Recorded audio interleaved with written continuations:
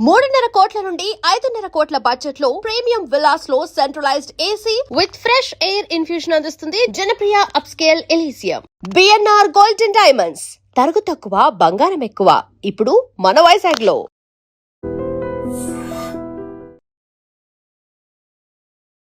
నమస్తే, welcome to I dream. ప్రస్తుతం హైదరాబాద్లో ఒకటే ట్రెండ్ నడుస్తోంది, అద్దెకు బాయ్ ఫ్రెండ్స్. అద్దెకు బాయ్ ఫ్రెండ్స్ దొరికేస్తున్నారు ఈజీగా. చాలా యాప్లు కూడా పుట్టుకొచ్చినాయి. కాఫీ తాగటానికి 1-2 గంటల సమయానికి ఇంత ఛార్జ్, ఏదైనా ఫంక్షన్కి వెళ్ళటానికో లేకపోతే ఒక మూవీకి వెళ్ళటానికో 3-4 గంటలకి ఒక రేటు, లేదంటే ఫుల్ డే కావాలంటే ఇంకొక రేటు.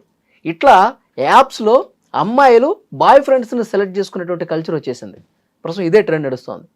మన సిపి సజ్జనర్ కూడా దీని మీద అమ్మాయిలకు ఒక హెచ్చరిక కూడా పాస్ చేసిన పరిస్థితుంది. ఏంటి అసలు ఎటుపోతుంది ఈ సొసైటీ, ఇంకా ఎలాంటి వింతలు చూడాల్సి వస్తుంది, దీని గురించి మాట్లాడదాం. ప్రస్తుతం నాతో ఉన్నారు సోషల్ యాక్టివిస్ట్ కృష్ణకుమార్ గారు. మేడంతో మాట్లాడదాం. మేడం నమస్తే. మేడం, చూస్తూ ఉన్నాం ఆ కల్చర్ ఎటుపోతుందో అర్థం కాని పరిస్థితి. గతంలో పబ్బులకి క్లబ్బులు అంటేనే కొంచెం వింతగా చూసే పరిస్థితి 20 ఏళ్ల క్రితం. కానీ ఇప్పుడు అది దాటేసి ఇక ఆ బాయ్ ఫ్రెండ్స్ని రెంట్కి తీసుకుని వాళ్ళకి ఎక్కడ కావాలంటే అక్కడికి వెళ్ళే పరిస్థితి ఉంది. నిజంగా ఈ పోకడ ఎటు దారి తీస్తుంది, ఏమంటారు ఈ ప్రస్తుతం ఉన్న ట్రెండ్? ఎప్పుడు కూడా మనం అనుకున్నట్లుగా, మనం నిర్దేశించుకున్న విలువల ప్రకారం, మనం అనుకున్న చట్టం ప్రకారం సమాజం ఉండదండి. సమాజం ఎప్పుడు కూడా మారుతూ ఉంటుంది. ఈ మారే క్రమంలో కొన్ని మంచివి జరుగుతుంటాయి, కొన్ని చెడు జరుగుతూ ఉంటాయి.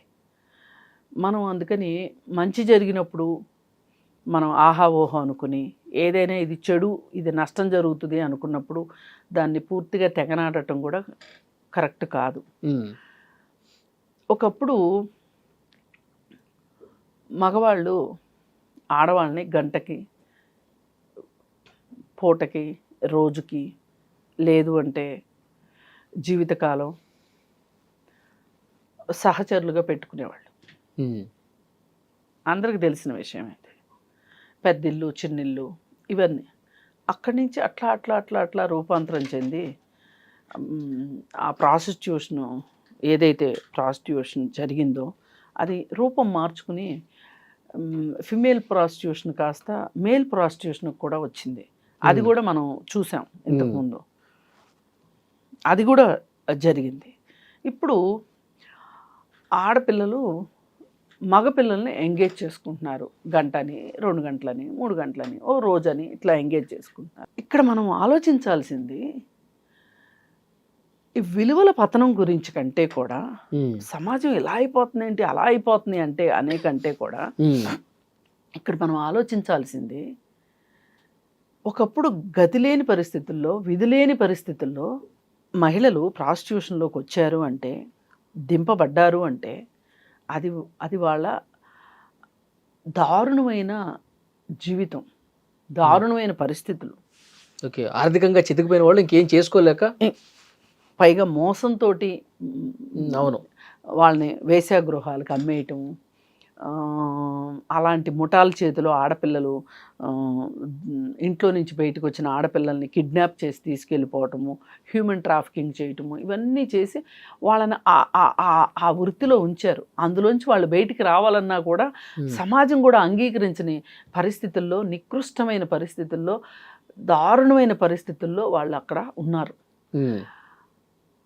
అలాంటి పరిస్థితిలో ఈరోజు అబ్బాయిలు ఇలా నేను నీకు టైం ఇస్తాను, నా రేట్ ఇంత అనే పరిస్థితికి అబ్బాయిలు వెళ్ళారు అంటే ఇది ఒక నిరుద్యోగ సమస్యకి ప్రతిబింబంగా మనకు కనిపించట్లేదా?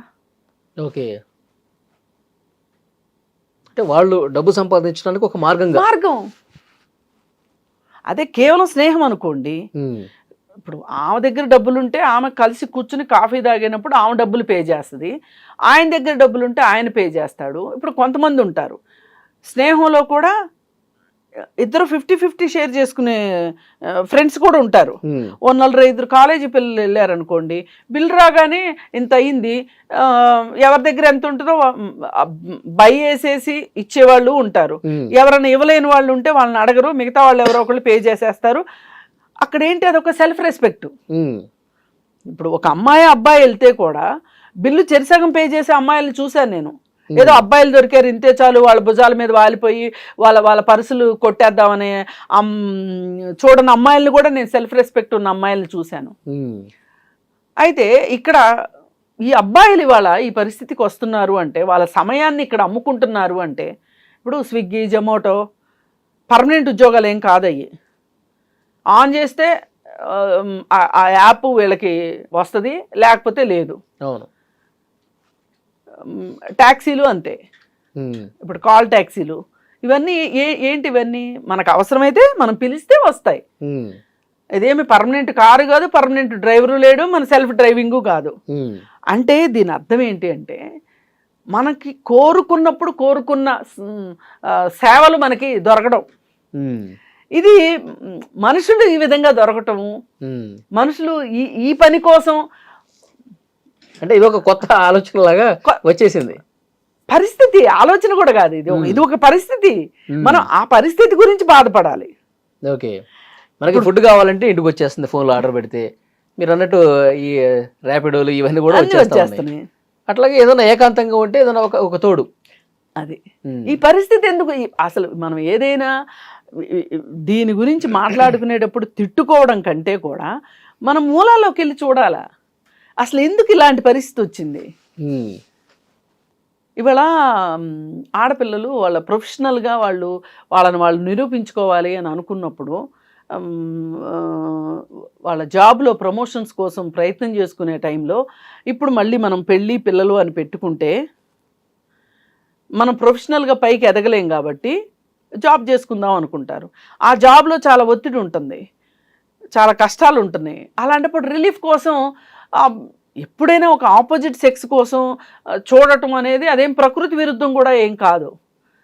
మరి అలాంటప్పుడు వాళ్ళు అలాంటివి చూజ్ చేసుకుంటున్నారు. కాకపోతే ఇక్కడ ప్రాబ్లం ఏంటంటే, మనము సమాజంగా ఇది మగవాళ్ళు చేసిన తప్పే, ఆడవాళ్ళు చేసిన తప్పే, మనుషులు ఎవరు చేసినా తప్పే అనే ఆలోచన మనకు ఉందనుకోండి, మనం దాన్ని చూసే కోణం డిఫరెంట్గా ఉంటుంది. ఇప్పుడు గగ్గోలు పెట్టడం సమంజసం అని నేను అనుకోవట్లా.